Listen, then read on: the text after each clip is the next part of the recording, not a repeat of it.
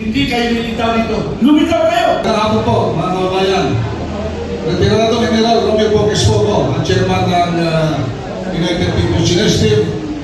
Nandito po yung aming presidente, si Attorney General Virgil Garcia, Secretary General si Captain Ray Maleros, si kanina si Attorney Harold Hospicio, yung aming chairman sa Luzon.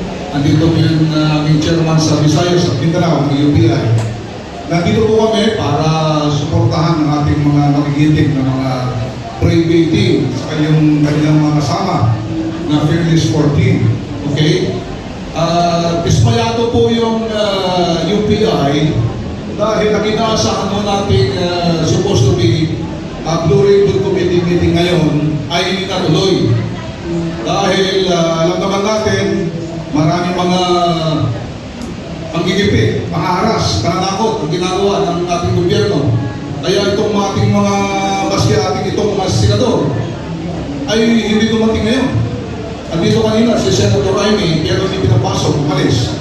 Nasa natin sana, dumating sila para pumunta. Senator Robin pala, dito rin po. So ito po, nangangulugan na talagang makulo yung ating bayan kung ating mismong Senado ay nagkakaroon na kanya. Merong dalawang Senate President. Merong dalawang Doriton Committee. Ang kulo-kulo, hindi malaman kung sino leader. Meron tayong Doriton Committee dito sa isang private na lugar, hindi doon sa Senado. Anyway po, hindi lang po kami sumusuporta sa mga private na Fearless 14, kundi sumusuporta rin po sa kami dito sa Doriton Committee hearing, kaya kami po ay nandito. Sinusuportahan din po namin yung lahat ng mga kababayan natin na gusto malaman yung katotohanan dito sa nangyayari natin ng corruption dito. Anyway po, last month, noong nakarang buwan, ang UPI po ay nag-conduct ng no holds barred meeting. Itong no holds barred, ibig sabihin kung baga sa boxing pwede lahat, pwede sipa-siko, pwede ano yan, na confrontation ito ng mga sundalo ito, ng mga brave 18 sa mga seniors nila, hindi lang mga officers, kundi mga generals ng police, military. Diyan po yung mga dati mga first staff.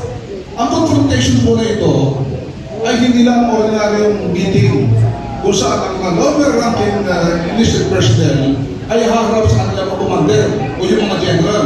Ito ay dapat patunayan nila na sinasabi nila ay totoo. Lahat ng kanilang kilos natanggalan lang. Pati pikit ng mata nila ay ino-observahan ng mga general nito. Pati yung kanilang boses, malalaman nila kung nagsasabi sila ng totoo o hindi. Dahil marami po ang bumabati ko sa kanila. Marami po ang lalapan sinasabi nila mga dishonorable soldiers. Pero hindi po. Dishonorable discharge, ang sabi nga nila ng Baligot, hindi ibig sabihin mo na dishonorable at immoral ang mga soldado na yan. Marami po niya dishonorable discharge dahil nagahol. At bakit po siya nagahol? Dahil may problema sa pamilya, hindi nakapalik sa unit. Kaya ang tawag po doon ay dishonorable discharge. Ngayon, sila nandiyan. Bakit sila lumabas? Bakit sila nag-akusar ganyan? Bakit sila nagsasalita ng mga matitinding akusasyon sa mga matatas na pinuno sa gobyerno? Hindi dahil sa kung dahil sila ay mga Pilipino, mga sundalo. Yan ang gusto natin. Bakit sila magsisinungaling? Ano mapapalangan sa magsisinungaling sila? Kaya kami sa UPI naniniwala dahil mga itong mga sundalo nito na nag-aaral ng kanilang buhay, pati yung pamilya nila, ay nagsasabi ng totoo. Ito ang dapat malaman po ng buong sambayan ng Pilipino. Kaya ito patuloy po natin. Kaya wala man po dito yung mga senador, hindi man po natuloy yung ating Blue Ribbon Committee. Ang suggestion ko kay Congressman Mike sa kay Attorney Baligo, ituloy lang po natin. Okay?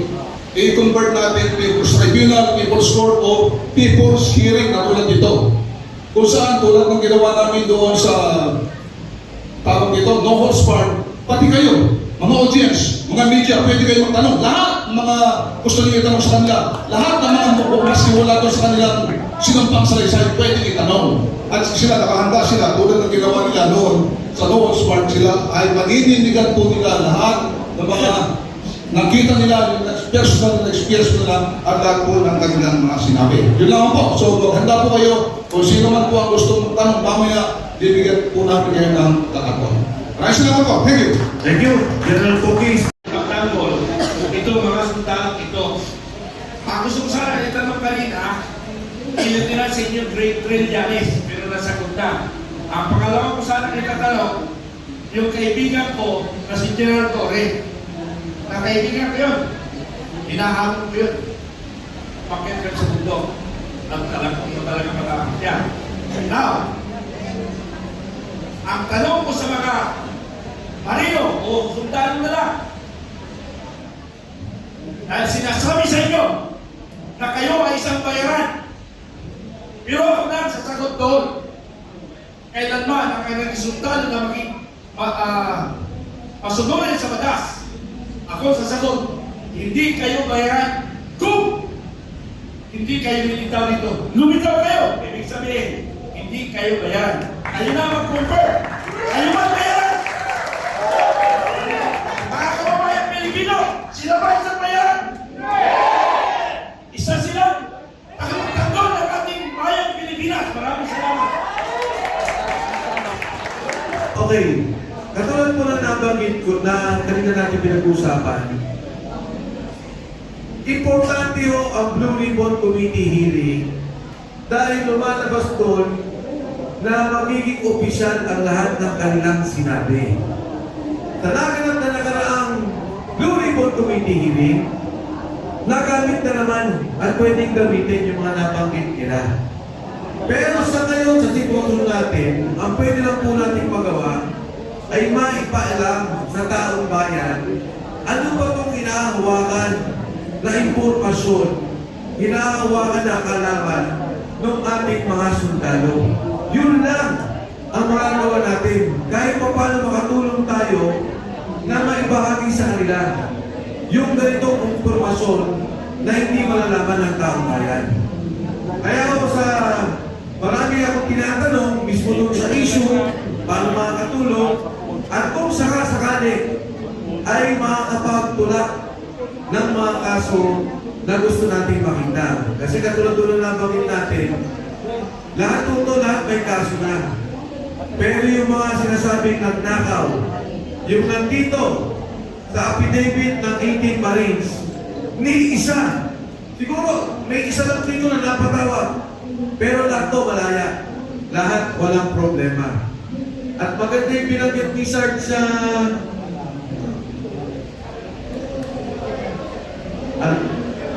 Taberno, kasi ito yung isa sa binanggit ni Sarge ko eh. Na December 2 and 5 na delivery na siya mismo ang kasama. Importante si Saltico sa lahat ng sinasabi ninyo, si Mark Texay, si John Paul Estrada, dahil sila ang nakakalam ng delivery ng pera, papunta ng Bali Verde, papunta ng Horizon, pagkatapos ng Horizon, delivery kung kani-kanino.